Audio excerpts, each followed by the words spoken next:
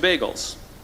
And no one got mad at me, because the rule is you can go after whatever you want. You just cannot deny anyone else to go after whatever they want.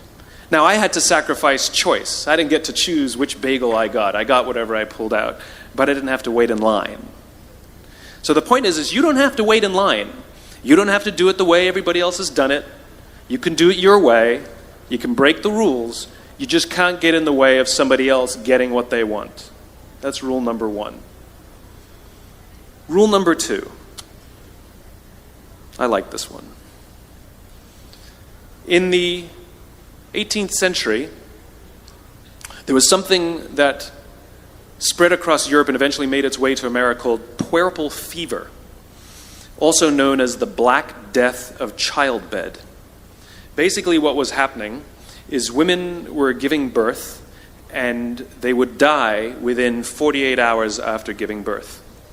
This Black Death of childbirth was the ravage of Europe, and it got worse and worse and worse over the course of over a century. In some hospitals, it was as high as 70% of women who gave birth who would die as a result of giving birth. But this was the Renaissance. This was the time of empirical data and science, and we had thrown away things like tradition and mysticism. These were men of science. These were doctors. And these doctors and men of science wanted to study and try and find the reason for this Black Death of childbed, and so they got to work studying, and they would study the corpses of the women who had died. And in the morning they would conduct autopsies, and then in the afternoon they would go and deliver babies and finish their rounds. And it wasn't until somewhere in the mid-1800s that Dr. Oliver Wendell Holmes, father of Supreme Court Justice Oliver Wendell Holmes, realized that all of these doctors who were conducting autopsies in the morning weren't washing their hands before they delivered babies in the afternoon.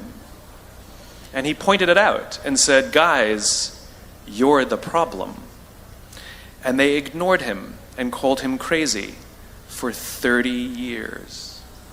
Until finally somebody realized that if they simply washed their hands, it would go away. And that's exactly what happened. When they started sterilizing their instruments and washing their hands, the Black Death of childbed disappeared. My point is, the lesson here is, sometimes you're the problem.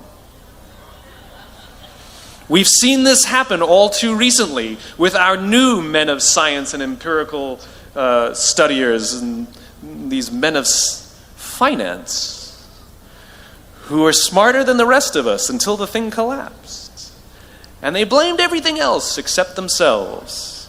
And my point is take accountability for your actions. You can take all the credit in the world for the things that you do right, as long as you also take responsibility for the things you do wrong. It must be a balanced equation. You don't get it one way and not the other. You get to take credit when you also take accountability. That's lesson 2. Lesson 3, take care of each other. The United States Navy SEALs are perhaps the most elite warriors in the world. And one of the SEALs was asked, who makes it through the selection process? Who is able to become a SEAL? And his answer was, I can't tell you the kind of person that becomes a SEAL. I can't tell you the kind of person that makes it through BUDS. But I can tell you the kind of people who don't become SEALs. He says the guys that show up with huge, bulging muscles, covered in tattoos, who want to prove to the world how tough they are, none of them make it through. He said the preening leaders who like to delegate all their responsibility and never do anything themselves, none of them make it through. He said the star college athletes who've never really been tested to the core of their being, none of them make it through. He says some of the guys that make it through are skinny and scrawny. He said some of the guys that make it through, you will see them shivering out of fear. He says, however, all the guys that make it through, when they find themselves physically spent, emotionally spent, when they have nothing left to give physically or emotionally, somehow, some way, they are able to find the energy to dig down deep inside themselves, to find the energy to help the guy next to them. They become SEALs, he said. You want to be an elite warrior. It's not about how tough you are. It's not about how smart you are. It's not about how fast you are. If you want to be an elite warrior, you better get really, really good at helping the person to the left of you and helping the person to the right of you. Because that's how people advance in the world. The world is too dangerous and the world is too difficult for you to think that you can do these things alone. If you find your spark, I commend you. Now, who are you going to ask for help, and when are you going to accept help when it's offered? Learn that skill. Learn by practicing helping each other. It'll be the single most valuable thing you ever learn in your entire life. To accept help when it's offered and to ask for it when you know that you can't do it. The amazing thing is, when you learn to ask for help, you'll discover that there are people all around you who've always wanted to help you. They just didn't think you needed it because you kept pretending that you had everything under control. And the minute you say, I don't know what I'm doing, I'm stuck, I'm scared, I don't think I can do this, you will find that lots of people who love you will rush in and take care of you. But that'll only happen if you learn to take care of them first.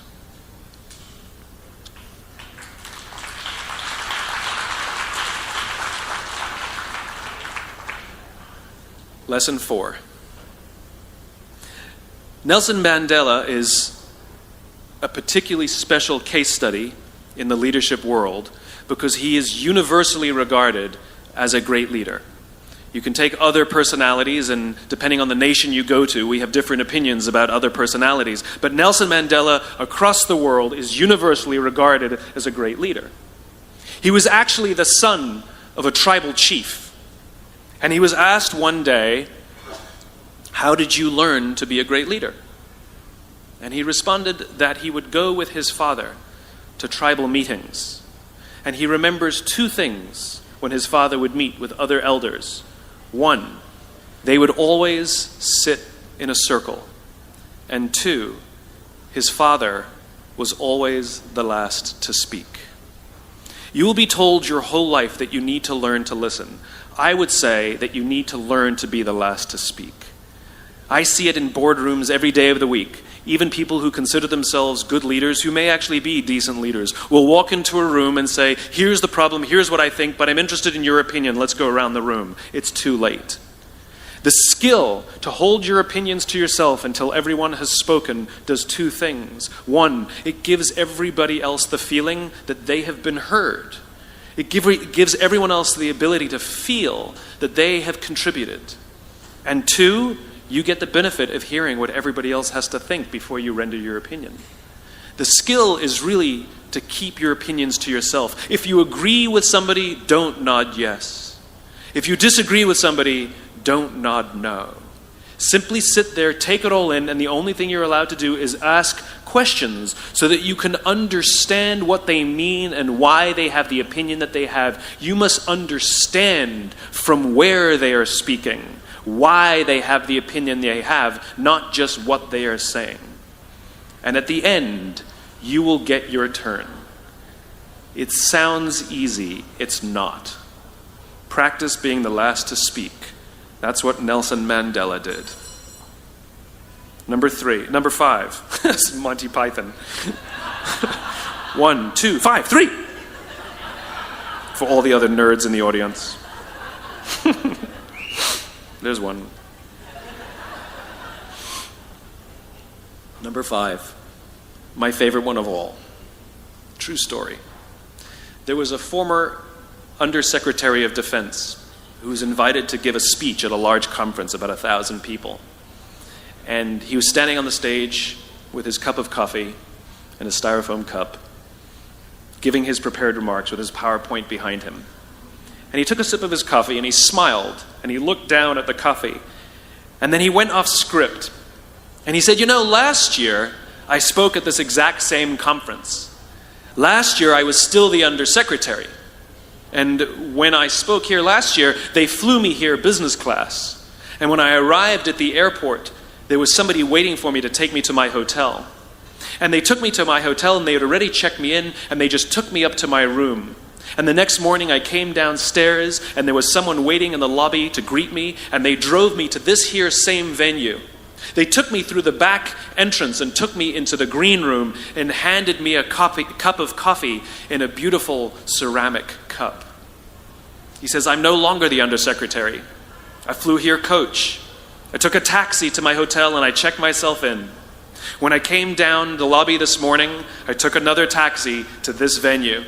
I came in the front door and found my way backstage, and when I asked someone, do you have any coffee? He pointed to the coffee machine in the corner, and I poured myself a cup of coffee into this here styrofoam cup. He says the lesson is, the ceramic cup was never meant for me. It was meant for the position I held. I deserve a styrofoam cup. Remember this. As you gain fame, as you gain fortune, as you gain position and seniority, people will treat you better. They will hold doors open for you. They will get you a cup of tea and coffee without you even asking. They will call you sir and ma'am, and they will give you stuff. None of that stuff is meant for you. That stuff is meant for the position you hold. It is meant for the level that you have achieved of leader or success or whatever you want to call it. But you will always deserve a styrofoam cup. Remember that. Remember that lesson of humility and gratitude. You can accept all the free stuff. You can accept all the perks. Absolutely, you can enjoy them. But just be grateful for them and know that they're not for you. I remember getting off the Acela. I took the Acela from New York to Washington, D.C., and I got off the train like everybody else, and I was walking down the platform like everyone else, and I walked past General Norty Schwartz, who used to be the Chief of Staff of the United States Air Force, the head of the Air Force. And here I did, you see a guy in a suit schlepping his own suitcase down the platform just like me. And just a couple months ago, he was flying on private jets and he had an entourage, and other people carried his luggage. But he no longer held the position. And so now he got to drag his own suitcase. And never did it sort of remind me more that none of us deserve the perks that we get. We all deserve a styrofoam cup. It was a pleasure meeting you guys this afternoon. I was blown away by your honesty and your curiosity and your poise. And I am confident that the future is bright, despite the fact that America looks like an absolute mess right now. I am confident that the future is bright for one reason and one reason only, because you will grow up and you will be our future. Thank you very, very much, guys. You're wonderful. Thank you.